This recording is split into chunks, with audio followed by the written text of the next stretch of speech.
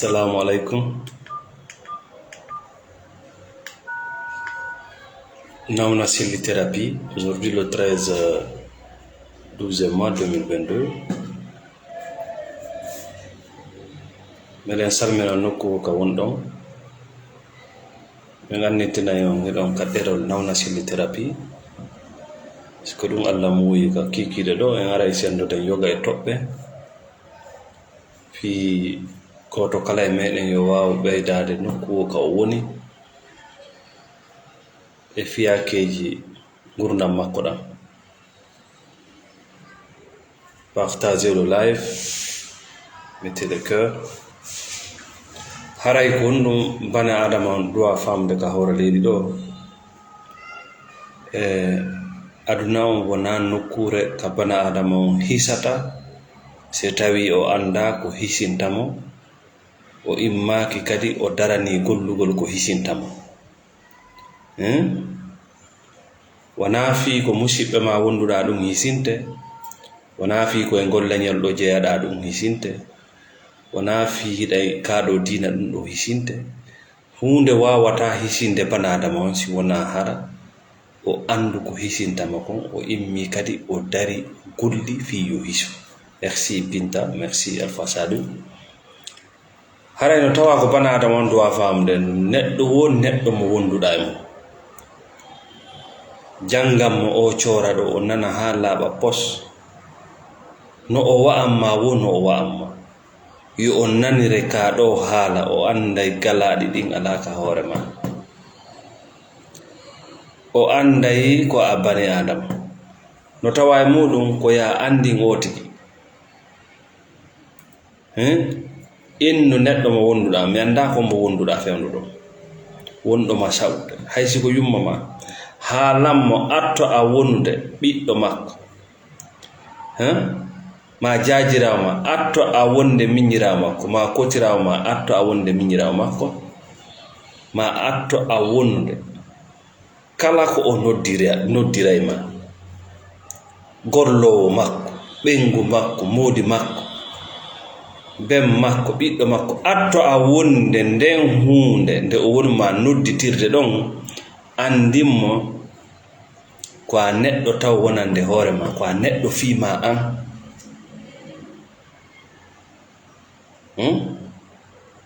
Ko a neɗɗo fiima an, ko a bani adama taw fiima an, arto a wonde ɓiɗɗo makko. Haray a wakkilotako soƴƴugol almeti e hoorema, a wakkilotako sunnugol hoorema fiyo goɗɗo iwlo. Haalan ɗum kala bani adama o nana ɗum ko laaɓi postintini une personne pervers, bani adama faasiɗijo, bani adama feƴƴintinɗo keeri. Wota sikku a hisay si a faamali ko hisinayma. Andam no heewi ko wiyete les manipulateurs pervers. No wona mawɓe ma, no wona enɗam ma, no wona wondiɓe ma e dewgal, no wona kawtal, no wona mo gollanta ma gol. Le monde est rempli de démons. Ala noon ko ɓuri ɗanninde ɓalejo hewtiti ko wiyete diina, ma hewtiti ko wiyete politique, ma hewtiti ko wiyete aada, ma enɗam. Ala ko ɗannini ɓale, ko ɗiɗo noon duwano yurnede. Par ce que macca ngaku koye laawol ɗi woni arde hannde. Kala ka yiɗa bane adama no maccinɗine, no sa'e, no warbe koye laawi ɗi wona arede. Ti honɗum si tawi a lootali ngane makko ndi naada ton ɗiɗo piiji, a wawata mo huɓindade no faliraɗano. Ɓay o anday kisan ko bane adama, o anday kisan ko muusimo wo no wawma muusude. Haray en wi atto a ugginade e maccinɗinagol neɗɗo wo neɗɗo ka hoore leydi ɗo. Wota lando ko honno o wa'ama ma ko honno wonirɗo. Si tawi an on ko a wonaɗo maccinɗinede, ko a wonaɗo exploitede, ko a wonaɗo wuugede, andi wona fi ɗum Allah tagirma. Ɓandu ma ɗum e jawdi ma ɗin e waktu ma wona fi ɗum Allah tagirma. Merci Alpha Salou depuis Koya, merci El Hadji Sow. Partagez le live. karande laawol taw hiɗa duwa andude wona fi ɗum Allah tagirma, sinon mot le plus important. wona fiyo goɗɗo maccinɗine na e fi goɗɗo wuuge.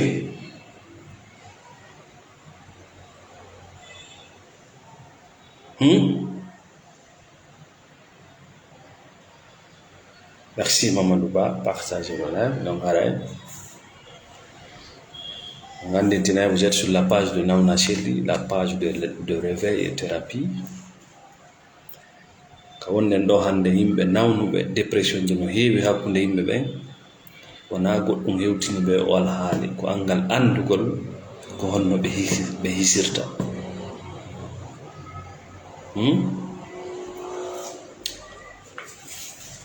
haray wi no tawa ko bani adama o duwa yimmande neɗɗo faalaɗo ma, yimugol mana ko fillitago ñande o nana neɗɗo wonɗoma maccinɗinɗe,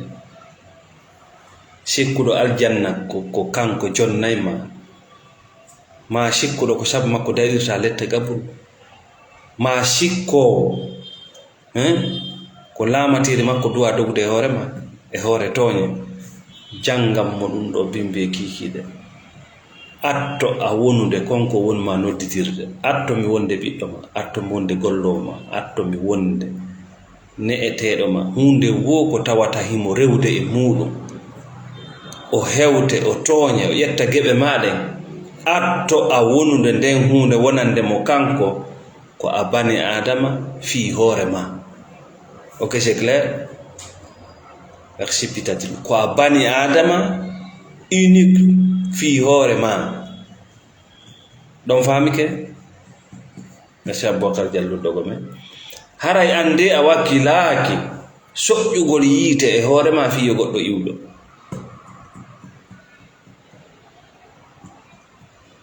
Itawi o wakkilaaki naadugo juuɗe makko ɗen e koyɗe makko ɗen o waɗa ɗum ɗon leɗɗe, wona an wakkili ɗum ɗon waɗe e hoorema fiyo goɗɗo iwɗo. Wakkilaaki wongol lampu gerto. Merci kadi a tawa ta jaɓu fatineɗa fiyo goɗɗo ɗano, fiyo goɗɗo ñaamo, fiyo ta jaɓu goɗɗo fatine ka hoore leydi ɗo. Si a maayi hiɗa fatinede, sa tawoy toon Allah ɓe fatinte ko ɗum wiyete jiite jahannam. Si a maayi hiɗa fatinede aduna, sa ɓuuri ɗo hiɗa fatinede, sa maayi hiɗa fatinede ko a fatinteɗo kadi yawmal qiyama. Par ce que no tawa e ɗum ɗon lundagol Allah, yeddugol Allah subhanahu wa ta'ala, salagol gollitirde cuucalgal Allah joni ma. wonɗoma fatinde Allah ha jaka e ɗum,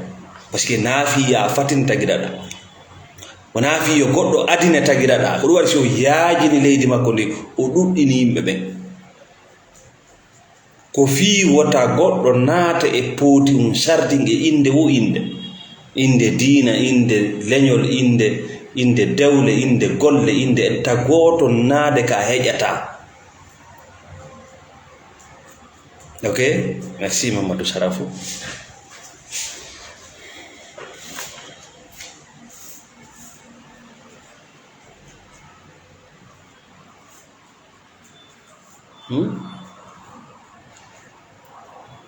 Joni non no gasa hara ko addi ya hewto e on alhaali ɗon ko doole maɗen jatta, inde diina, inde politique, inde leñol, inde aada, inde enda. Iɗa mari doole, iɗa mari ko wiyete énergie, power, iɗa mari ngayuri e ma, iɗa mari ko wuuri ko wawata defanno fof no e ma. Woni gorko woni debbo, iɗa mari ko tiiɗi e ma. Allah waɗalima bani adama accitirma ni, iɗa mari machine wi molanangile ma. Joni noon sa yi tum bani adama no naada e hoggo, no yiire, no faalira, no waɗa kolombowal, no ñaama huɗo, no sa'e, no sa'ite, andu ko ɗen doole ma ɗon woni ko goɗɗo poodi. None won none ka o rewi, woni kaka diina, woni kaka leñol, woni kaka politique, woni ka affaire ɗaɓɓereji jawle, woni kaka dewle. None won none ka o rewi,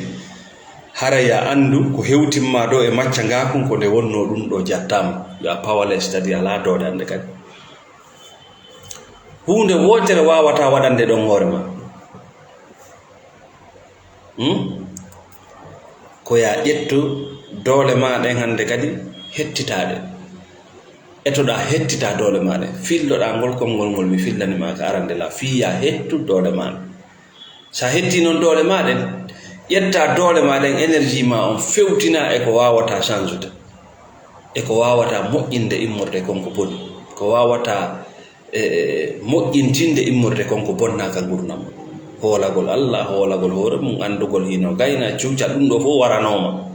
artira koye piége ɗo yarna koye wurnita koye sa hetti doole maɗen kono noon naamo kala kadi suusi hettutugol doole mum ne par ce que boyno sikkude hendu ɗum naɓayɓe boyno sikkude si ɓe hettiti doole maɓɓe ɗen ɗin koyɗi ɗi ɓe wonno e mum ɗon haray ɗum ɗon laawike mana kaari defanoyela yawmal qiyama mi yangino fi kaari fi yawmal sa andu ko on miijanima aduna ɗaɓɓirtama aljanna wallahi billahi tallahi hara Allah feññinay no gunɗo banaɗo hara Allah andinteno ko honɗum woni ko on neɗɗo miijanima aduna ɗo taw a ɗaɓɓirtama ko wiyete akira na noon fere aduna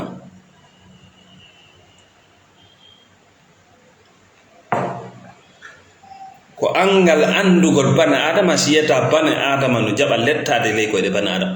ko angal andugol bana adama ko ha wonto o boni ko ha wonto o añani ko ha wonto o wuddi si tawiɗa ƴettude gurdam maɗa yaafoɗaɗan sikkugol a heɓay ɗan e jungo goɗɗo a heɓata ɗum aduna a heɓi jawdi wo ñande yimmanɗa hoorema ñande fuɗɗa ɗaɓɓande hoorema futtoɗa heɓde jawdi foddeyɗa gollande goɗɗo ta habba heɓata jawdi a heɓay noon ko ñama ko fiɗi mais a heɓata ko wiyete ko jawdi ko seede bana adama no wuddi a heɓi laamu wo ñande ɗaɓɓanɗa hoorema sa sikki ko goɗɗo jonnete laamɓe laamotoma ha maaya zuriyaji maɗi fof landa a heɓi teddungal wo ñande immiɗa teddinɗa hoorema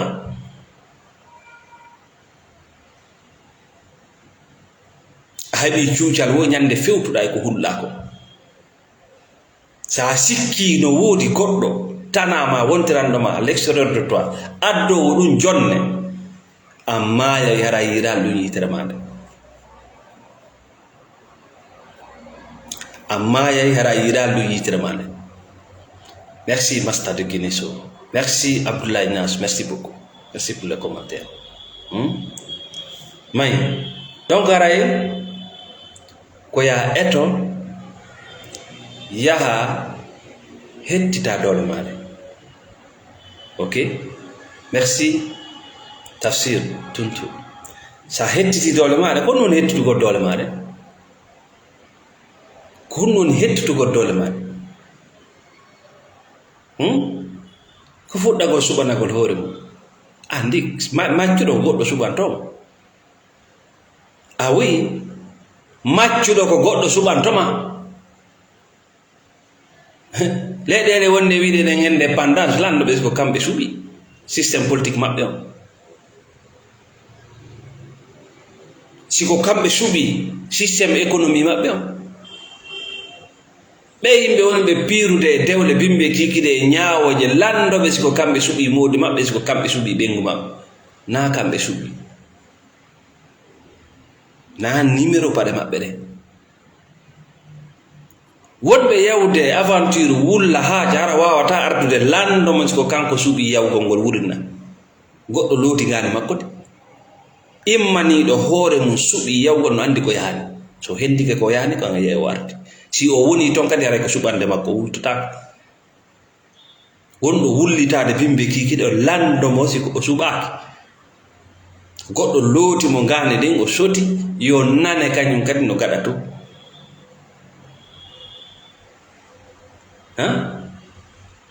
naatuɓe ɗaɓɓere politique laamuji e kala ko ɗaɓɓe tawa ko kamɓe suuɓi naatugo ɓe wultotako ɓe yahay ha ɓe hendo ko ɓe faalako wonɗo toon no haacude bimɓe kikiɗe o suɓaki oui ko naatirɗo laawol diina laawol leñol laawol ñaña laawol faabe o suɓaaki ɗum ɓedda conviction donc ɗum woni doole ko suɓako hiɗa haaca ka dewgal na an suɓi ala doole hiɗa haaca ka politique na an suɓi hiɗa haaca ɗe golle ɗe woni na an suɓi ñande suɓiɗa o andoto oui merci Bari merci Mastadi Guinée merci Mamadou Saïdou Diallo donc ara hettugol doole maɗen c'est commencer à décider pour toi-même à choisir pour toi-même ko ɗon sallotoɗa sunnugol hoorema fiyo goɗɗo iwɗo so wona ɗum ko lutti kon fof a sunnay hoorema par ce que kala ka wiɗa awa hara na awa nder se keɗa sumude tamma goɗɗo ƴetta tamma on a yiɗa goɗɗo ƴetta jawdi ma ndin a yiɗa goɗɗo ƴetta ɓiɗɗo ma on a yiɗa jombamo a yiɗa wonda e mo a yiɗa yalta wiya ko a dima honto yittuɗa diman ka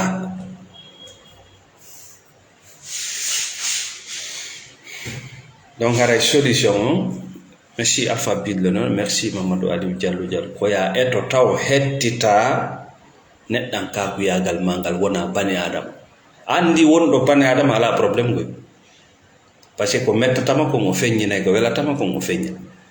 wonɗo noon ko wona bani adama ko jetta kopi nan dolla koye ɗum o luttata yiyantake nanantake kala le ko waɗɗa ka hoore leydi ɗo si tawi tun a lanni waɗude yiyete ñande ko nanete ñande ko ɗum sana sert à rien de se cacher koko waɗali kon woni andota mais kala ko waɗuɗa ñande ko Allah liilay ɗum e kene feeña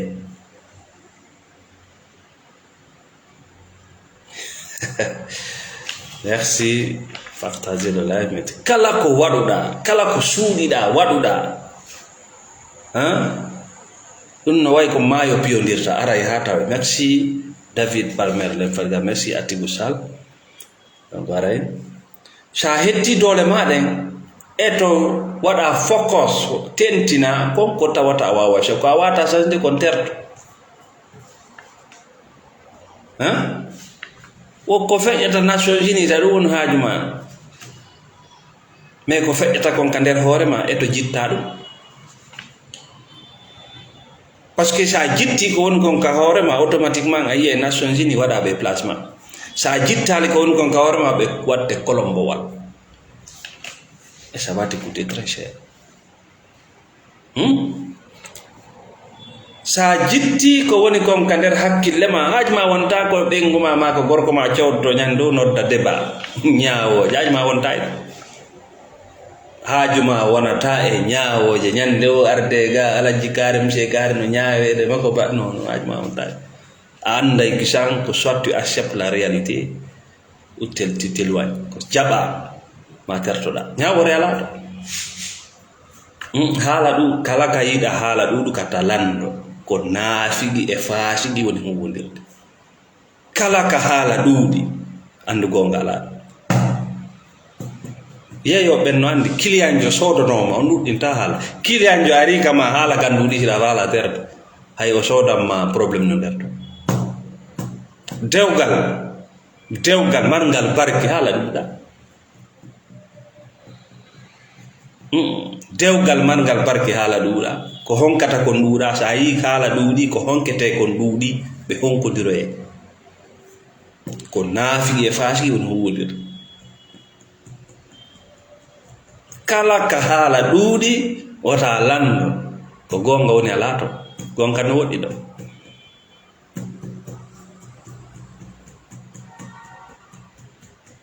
partager le live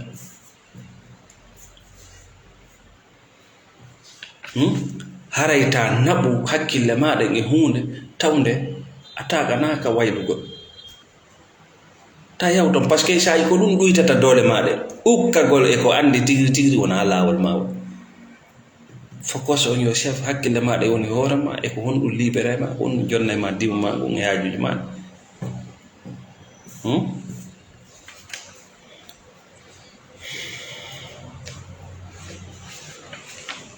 ta naɓu hakkille maɗen e ko a wawata santude, ta naɓu hakkille maɗen e ko tawi jungo ma hewta.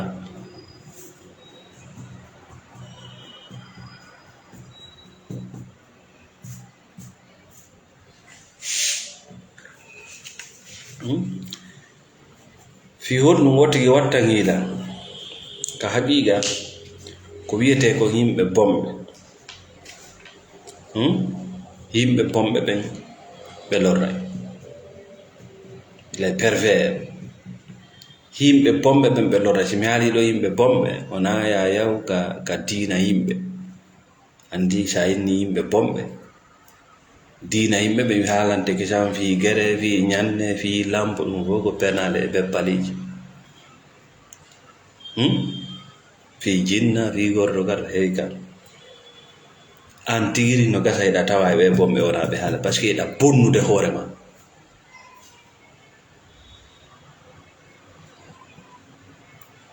Kañum ma on ko an tigiri. Woy a faalaka weltade, a faalaka mosude, a faalaka wonde adna aljanna, ko ɗum waɗi. Sinon tu peux le créer. Ndaaru adna no waywa ndaarol ngal, fodde a mosal ngal mosantama, fodde a jonnale hoore ma o jo, ko ɗum woni adna o. Ko jogiɗa kon ko ɗum jonneteɗa. Ko an woni gaño hoore no ɗiɗa tawa e ɓe bomɓe, ɓe nawna selli haalata inne mum. Donc ka haqiqa les pervers, yimɓe faasiɗiɓe naafiɗi, yimɓe bomɓe, ɓe lorray de. E kadi ko ɓe lorrata kon hara hiɓe mantori, hiɓe weltori ko ɓe lorray maako. Andi une personne positive, neɗɗo hisuɗo, koko moƴƴi kon weltindamo, ko boni kon suninaymo kanko. Oɗo ko bana adama hisuɗo. Amma des personnes négatives, yimɓe bomɓe ɓen, koko boni kon weltintamo. Joni misal nogo sa an sa heɓi oto, ça te fait plaisir. Sa heɓi kayri weltinde. Sa nani kadi goɗɗo heɓi ɗum ɗon no weltinde. Sa barmini goɗɗo, ça te dérange. ɗon ko a bane adama, taguma ngu waylaki taw.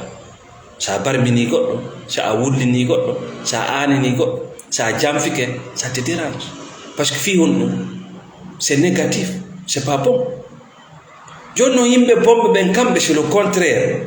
Ɓe heɓata welo welo si ɓe darni suudu, ɓe heɓata welo welo si ɓe soodi oto, ɓe weltotta ko si ɓe heɓi piiji positif, par ce que natagu maɓɓe ngu. Ɓe weltike wo si ɓe wullini goɗɗo, ma ɓe nani ka goɗɗo heɓi nouvelle bonne, humpitande bonne, ñabbiri hulɓiniɗi accident ñi. Ko ɓeɗo wiyete bomɓe. Ɓe noon no wawi wonde mokko baaɓe hakkundeji men goy, no wawi wonde moduma, no wawi wonde ɓenguma, no wawi wonde hay ɓiɗɗo ma, no wawi wonde nene goto ma, ta yaw ka woɗɗi. No wawi wonde ko an tigiri wona haala nene, no wawi wonde min namna seddi. Yimɓe bomɓe ɓen ɓe dakkimindoto,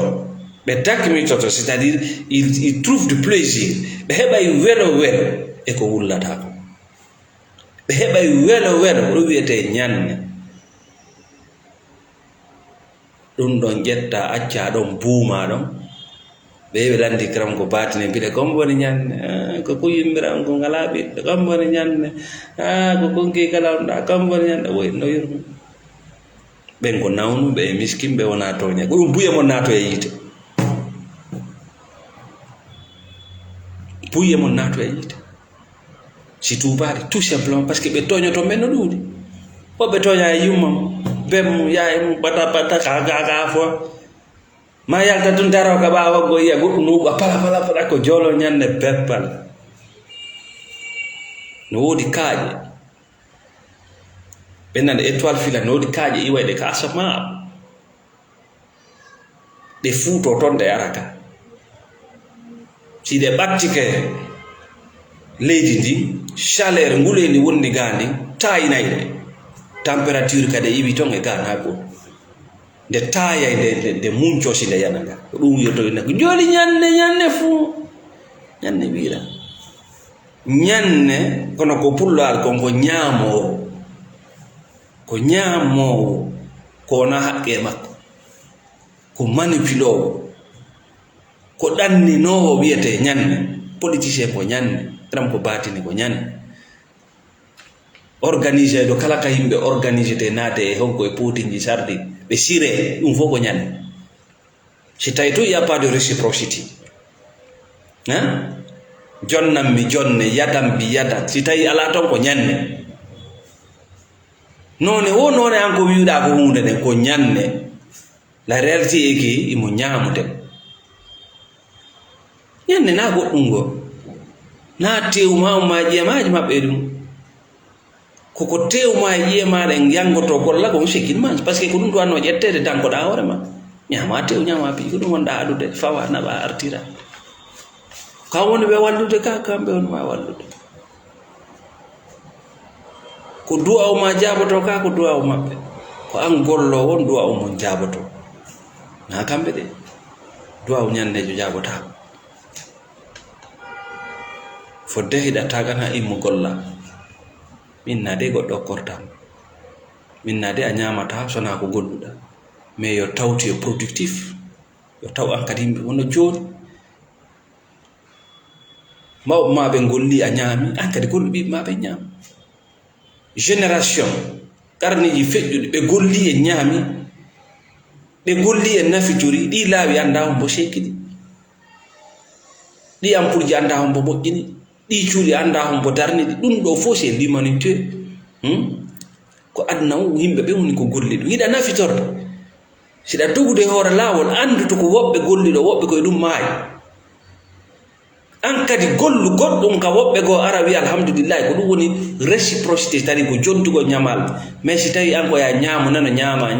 e inde diina e inde politique e inde leñol e inde aada ko si qu'on appelle les sorciers ko ɗum woni vrai ñal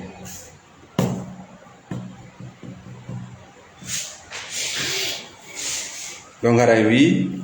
yimɓe bomɓe ɓen ko yimɓe ɓe hattata lettugol matu balɓe nafitoray battane ko ɓe lettu maako ko ɗum yaltu e wullitagol yaltu e wullitagol yaltu e wullugol o mo wonɗa wullitade mo o mo wonɗa wullude yeeso mo woɓɓe maɓɓe ko ñanneɓe wullandu ma ndum ɓiranayɓe kamɓe gonɗi wullandu ma ndum ɓuttinayɓe ɓerde ko ɗum mi inni ko an woni gaño wonkimmaki sa wulli e gaño ma Allah halkete woyi par ce que kon ɗum haɗi anda o ko gaño wota yi konko ɓirnayma gonɗi ɗon woɓɓe wurinda wunawama no wawi wullude accompagné sa yiwi ɗon koyeɓe fonto inna hakka beppete. Merci Diallo Ibrahim, David Palmer l'infatigable, partagez le live.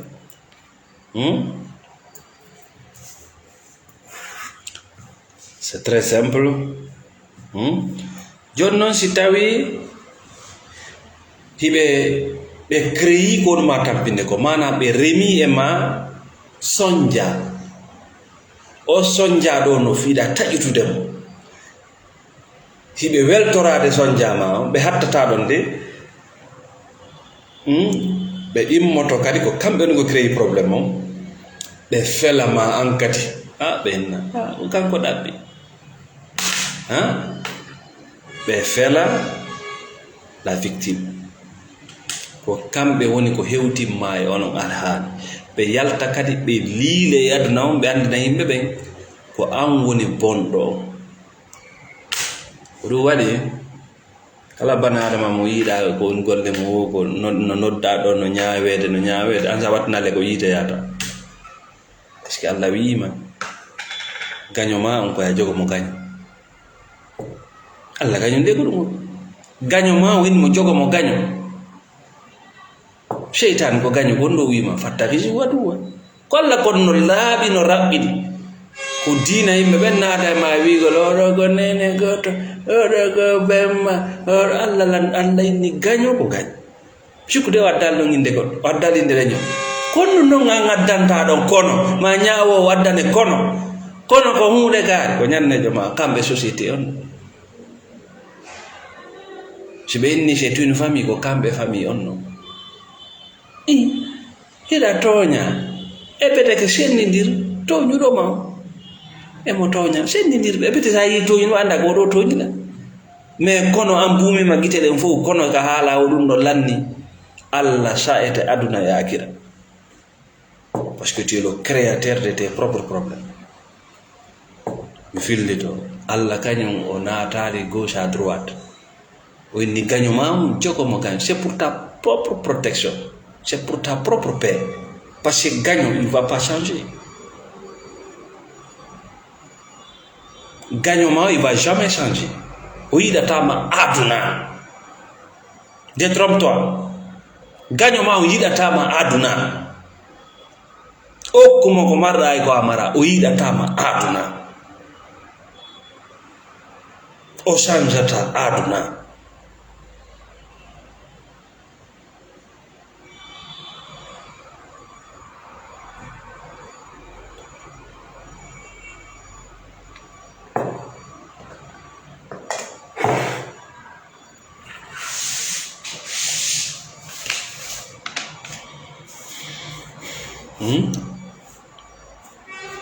Donc e wi ka arande lawol fiya yaltu e macca ngaku no ɗuuɗi noone, macca ngaku no ɗuuɗi noone. Kala ka yiwɗa hoore ma hiɗa e relation, hiɗa e wondigal, hiɗa e golle, an ala heɓde nafoore ta lando siko a maccuɗo. siidi hara noon ko bemma woni nelaɗo alayhi salatu wasalam.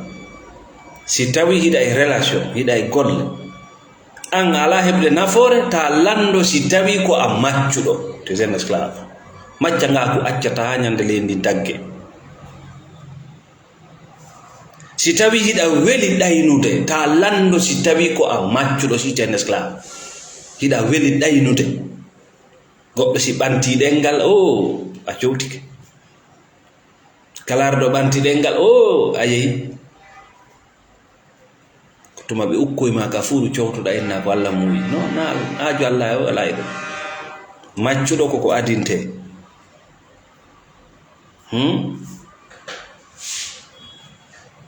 Si tawi hiɗa e golle ɗe welatama ta lando siko a maccuɗo ɗen golle, ko a maccuɗo labɗo poste. Siɗa wonde goɗɗo e dewgal,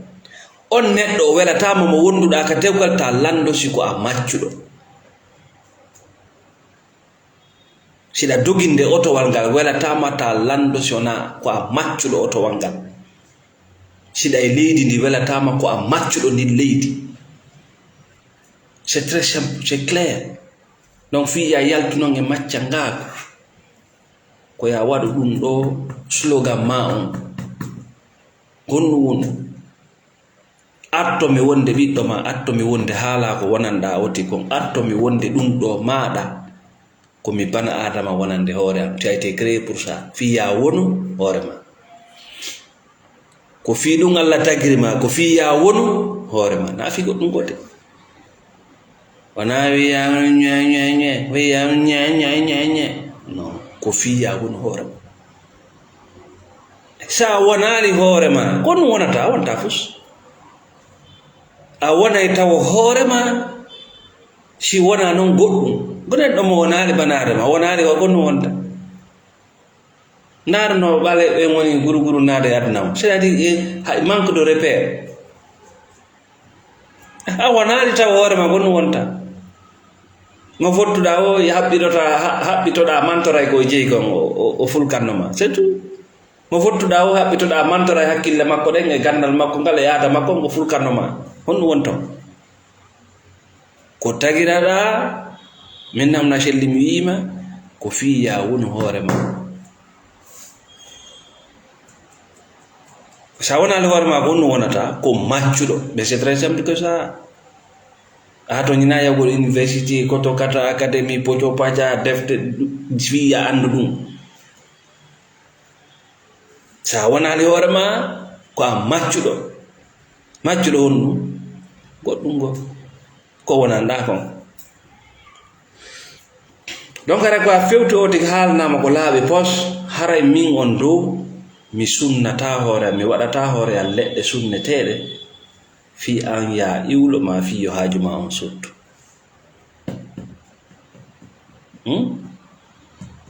Entreprise ji buy no sottu no marchude ɗo très bien. ɓuri hewde kon ko yimɓe wona wuugede mum way ko ɗum hay produit ji maɓɓe ɗin watta gila sa a ñaamiɗi ɓernde ma nde jiiɓoto parce que les travailleurs sont mal payés si goɗɗo no yoɓede ko yona hay ko o ñaama fi wota o maayi si on golli gollal énergie négative makko o naada e hunde nde an sa a ñaami e ko ñande jokkiran ko jinna ko bamɓe ya un esclave no woodi toñaɗo wonaɗo wuugede to ati la consommer ces produits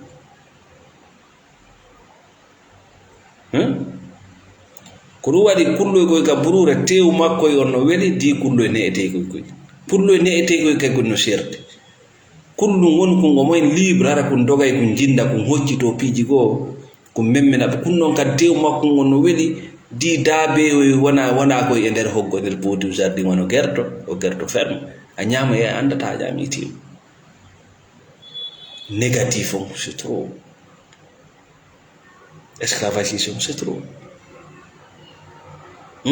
hay banaadama hakkundeji men wonɗo libre o yalta kenen o jinda o yaha wara hay non so bouquet c'est pas go c'est pas la même chose oɗa si bouquet y a de plaisir oɗa si bouquet y a de dégoût y a pas de plaisir oɗa sa yewdi e makko ça fait plaisir oɗa sa yewdi e makko hoorema nde musete c'est l'esclavage ɗum ɗo fof ko mandeji fiya andu état mo wonda e mum on c'est pas bon no mara noon conséquence koye wuurugol e ko a yiɗa ko ɗum addanta yimɓe dépression e ɗon wondi ɗo yimɓe buy ko feetuɓe laaɓɓe coñci ɗum no heewi e hakkundeji men dolle ko ñande explosi tappi poto créé probléme e nagalemaye ɗum neeɓi signalde joni noon ko honno yaltirta e mum parce que c'est pas facile thérapie o wima sa yalta e mum woodi piiji tati ɗi dowaɗa famde si wawa bouge en réalité ɗiɗo piiji fou you have to move, tu dois bouger. C'est oui, tu dois bouger, ça veut dire que tu dois changer quelque chose. Goɗɗum doit sans jikkuji goo no doit lontinirede jikkugol kono si bani adama noon sotti lootagol biniri na si ara wi probléme parce que o waɗata travail mum si bani adama sotti jogagol talkuru ma waɗanelan ɗon duwa o janganelan ɗo yaasi ngino nagge nge on ɗon kan si Allah faabakimo o yaltata parce que ko woni no woni yirde aduna on noon na noon aduna woni aduna o foppet makko ko cause e fait no wayi wa soppa rema rena soña aduna fof ko non way sona neɗɗo faalaɗo ɗaynitade ma neɗɗo faalaɗo ɗaynde goɗɗo aduna on foppet makko ko implice e ñete gala ɗum sa jaɓi ɗum alhamdulillah sa jaɓal ɗum ko amon perdu donc arande lawol ɓe jaɓa ko wiyata ko l'équilibre wasata c'est à dire l'équilibre ko accitugol goɗɗum jogo goɗɗum c'est ça l'équilibre ko datte mum lanne kon terto yahana par ce que si kiɗɗum ɗum yaale question garata waɗa équilibre anda na an tum woni ka hoore leydi ɗo na neydimande yimɓe ɓen ne a na faam ma on fof faami fuɗɗoɗa yiide yimɓe ɓen koɓe woni kon tertoɗa yi'ugol yimɓe ɓen ko faalla par ce que ɗum ɗo wona e sombo pottitoɗa gon kan tu te déconnectes de la réalité de la nature wona noon honɗum wona en robot hendiɗo ma o manipule goɗɗo wima woni aɗa ɓajontede gonga tu es malade gonga ma kan e gonga nawna seɗɗi no gasa wona goto hay Allah mo rewata Allah no gasa kay wona goto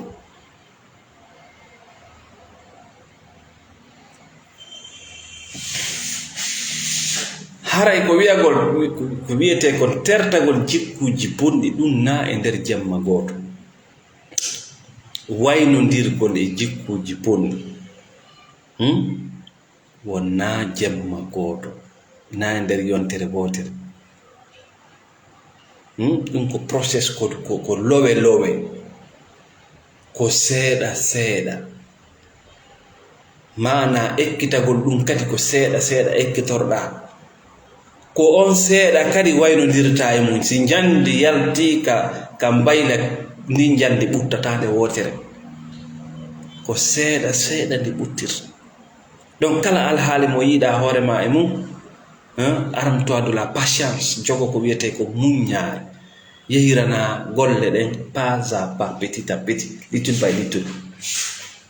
Yurmina hoorema, aɗa waɗari hoorema e pression e ledde, non wona an tum woni e ɗi probléme ji.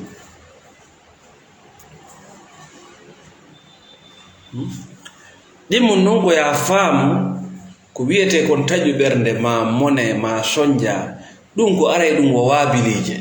ara kene no jokkodiri holla ko a neɗɗo bonɗo sa ari ça fait partie de la vie, albalawuji ça fait partie de la vie, fitinaji wota kondan hoorema ha na a malaika ɓe buy wonɓe on jannude fi sahabaɓe ha sikka no il y avait des criminels parmi eux, il y avait des hypocrites parmi eux. ɓe sahabaɓe ɓe nanta inde mum har no hakkunde maɓɓe des vrais criminels, hino hakkunde maɓɓe naafiqiɓe, hino hakkunde maɓɓe bomɓe, hino hakkunde maɓɓe kadi moƴƴuɓe. a laari e jamanu ka tawata ɗum ɗo fuu no laaɓi, non wonɗoma jannude ɗum on il veut te tromper. Réforme toi ko ɗum ɗon pedda Allah lande ma, réforme toi tous les jours. Ref Allah wurinna tagalma fi ya wawa malaika, ça n'a pas été son but, non. O tagalma fi ya wawa malaika, ñande o ñande eto hande ma o ɓura hanki makko, ɗum pedda Allah lande ma. Ta sikku goɗɗo no laaɓi ɓurma, ta sikku yiɗi a tuuni ɓuri fuu, ɓutti ngani mani Allah hatoñina e yadnam aduna ngo foppet makko haaju Allah lay makko. Ne te complique pas la vie, ko fiima an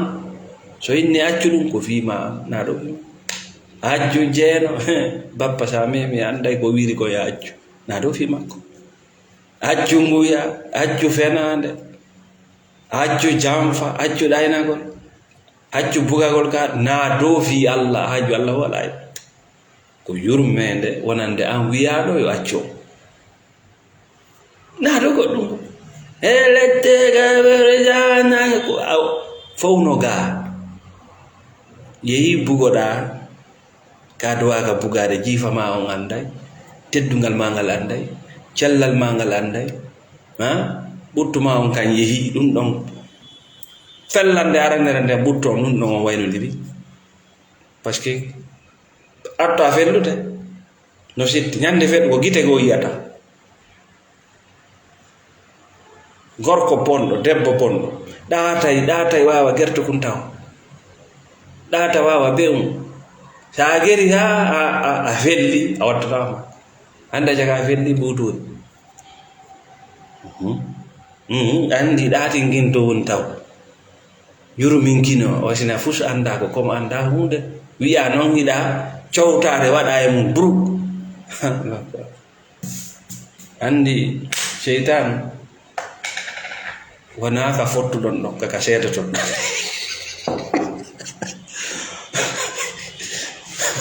na ka fottaɗo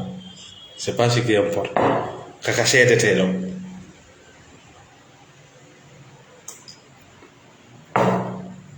donc fima na ɗo fi Allah Allah kanko tiro wi haaju makko wala aduna o ghaniyun anil alamin, alamina ko aduna, alghani mo yondini gani aduna o ko an e min mari haaju e hendu e pelle e inde e poco paja e jawɗi e nafoore ma noon o inni ɗo sa naɓi kollum ɓe taƴayi ɗo sa naɓi kollungu ko ton accata sa naɓi ko haaju ma, si a naɓali ko nafoore ma, lui s'en fiche, il te donne des informations. Ala kadi probléme ɓay kanko moƴƴini yite ke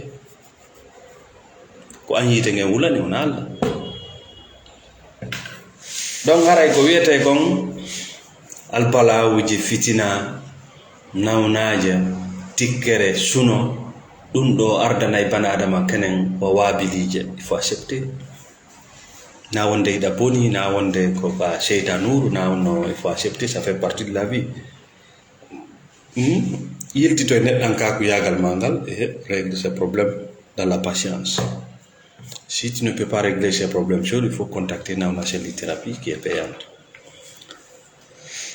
Tata ɗum eto fuɗɗoɗa yiwde piiji ɗin ko ɗi woni ko buye men hande ɗuɗata yiwde piiji ɗin ko ɗi woni ko ma yiwgol piiji ɗin no ɗi wonirno andi sa yi ay piiji ɗin ko ɗi woni kon a jaɓay taw an ko a bane adam a jaɓay taw an ko wonɗa ko sa jaɓali ko wonɗa kon ko onno yi'irta goɗɗum ngo ko woni ko sa inni ko a leño sa inni ko a diina sa inni ko a kammo sa inni ko a malayka andi a feni a naati e fenande donc ko fenande yiyata oya a futto yoyite oɗo ko criminel je oɗo no jaasi oɗo ko ade yiite oɗo ko a yehi ka woɗɗi fuɗɗo taw yiwde piiji ɗin ko ɗi woni ko ma no ɗi woniri noon ko honno noon yirta piiji ɗin no ɗi woniri noon ma no ɗi woni ara noon ɗum taw ko a jaɓi ko wondako ka honno wona hayi a hunde sona bane adam wona hayi a hunde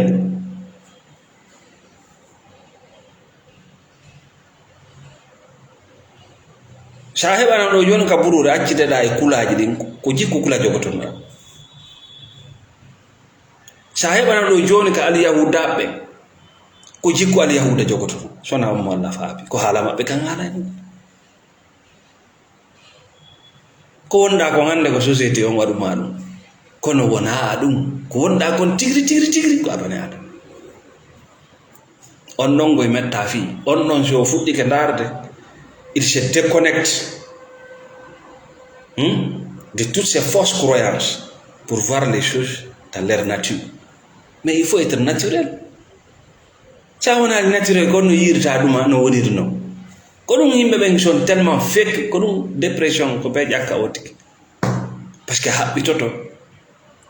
nange, on a léoru, on a nange, arrêtons là, non.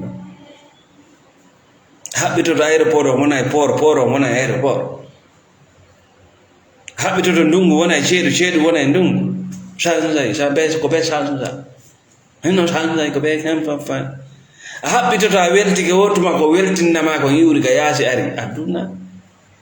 sa weltaki hatto ɗum ɗon arde kon ɗum holliti ɗum ari a weltoral ɗe gite ma ngal kinal ma ɗe ɗaɗenga ma ndu ɓandu ma ndu reedu ma nde hoore ma c'est cadeau pour toi ndu hendu nge nange ndu lewru ndun laawi ɗin yimɓe ɓe a weltoraki ɗi piiji ɗo ayni ko tuma otari ko tuma laam ko tuma kam tuma seede a siwa weltade seeɗa ko jonnaɗa ko weltinali koko a jonnaka kon kon gara no a weltotako aɗum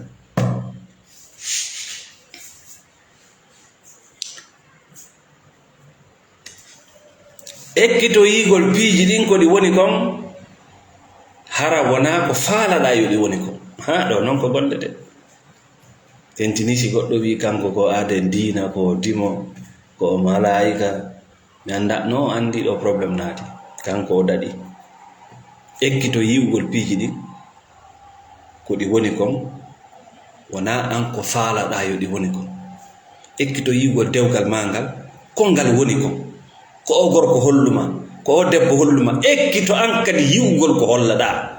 wondire goɗɗo ɗe gite terto wondirgol e makko e miijoji maɗi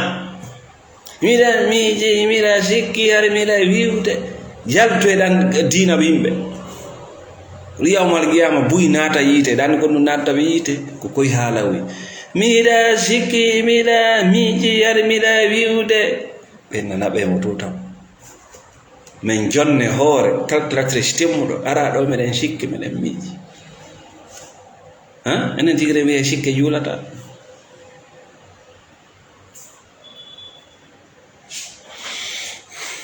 sa jaɓi ɗum ɗo no wawi wasi sa yeehi a embrasi gonga kan automatiquement koko jaɓuɗa kon sansata mais a jaɓali ay hoore ma a jaɓali guri maagi a jaɓali gite maɗe a jaɓali hunduko maako a jaɓali noppi maɗe a jaɓali hunde e ma ha mi anda kon no jaɓirta kada ɓere jawdi kada ɓere laamu kada ɓere jawuji kada ɓugol Allah mi anda on no jaɓirta tout commence en soi a jaɓali e ma tawa ñiiƴe maɗen a jaɓali ko wonɗa kon a jaɓali e kon ɗum jaɓata a gonga naali hoore ma kombo gonganta a nunda naali hoore ma kombo nundanta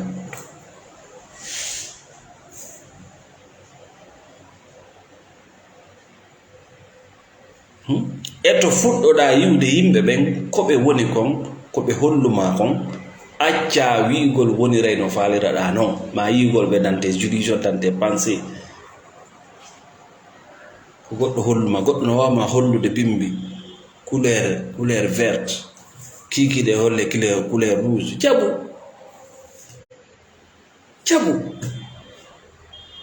sa jaɓi ko amum dadde o hollima bimbi linsere danere jaɓu ko linsere danere ni ko ɗum wiyete piche kikiɗe o hollila linsere boɗere ko ɗum wiyete guere yomi haɓa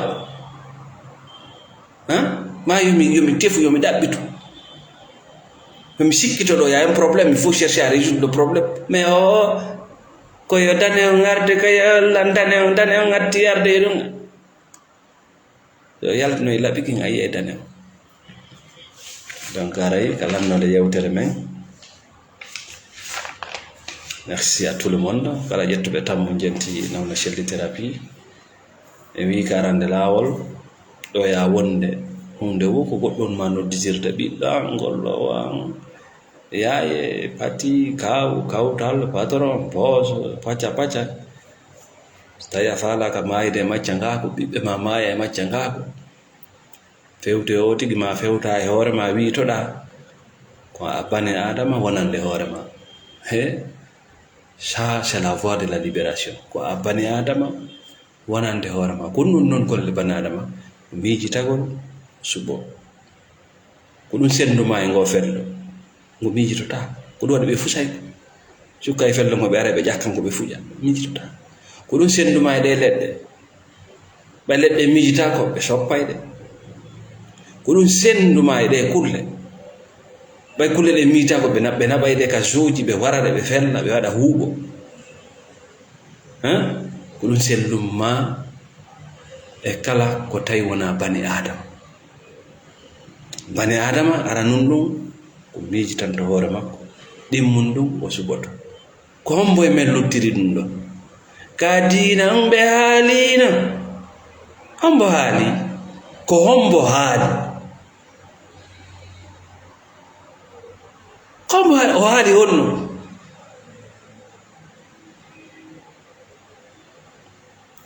diina kam wooday ko famaka ha ñande yawmal qiyama wooday ko a famali ko andi firo diina kan tititi ko Allah subhanahu wa ta'ala ko mo ƴellitani wooday ko a famali ha ñande yawmal qiyama no woodi goɗɗum ko ñande dargal famoyta ɗum hombo haali honno ɗum haɗay haala ɗum haɗay miijitanda hoore ma si ari ka subaka ɓe suuɓi kena woɓɓe suɓanama ko suɓana en sa yaltini ko wiyete fi reedu e fi awra nder ton ɗuɗata ko lutti si yimɓe ɓe suɓani kama ɗum haray a lutti e macca nga ko kus aldanama fotta on ɗum fotta eɗa tawa e ton fewndo fotta aɗa tawa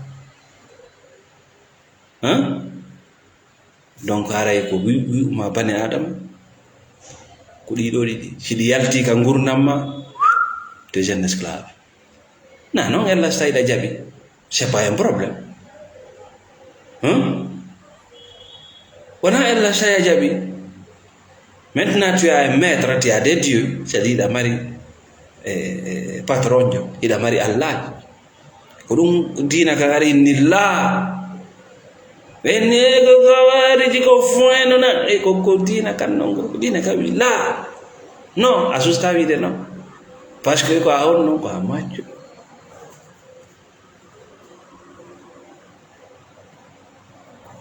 dangara ko ɗon ne hattidande men tori Allah subhanahu wa ta'ala yo faami on ko wonde yewde ɗo ko nawnu ɓe yo Allah dikkinɓe kala sohluɓe thérapie je jungo men yo Allah faami ɓe kala ɓe sohli lekki ɓuuriji mi annitina wonano Shelly Thérapie wona jannowo wona waɗowo darsu wona waajoto mi ara woni mi sendoda e mum komi hooli komi miiji e komi woni jangude e feewoɓɓe goo kadi kala annduɗo kañum kadi no waɗi presentregol e nawna Shelly Thérapie haray yo a welcome kala ando ko mi woni sendi ɗo kon ala walanade o tijara wona probléme mo kala e lawol mum mine weltani kala wonɓe sponsor de pas amen on nokku o ka won ɗon e hoore leydi ndin kala wonɓe men windande kala wonɓe men andutude. Assalamu aleykum wa rahmatullah.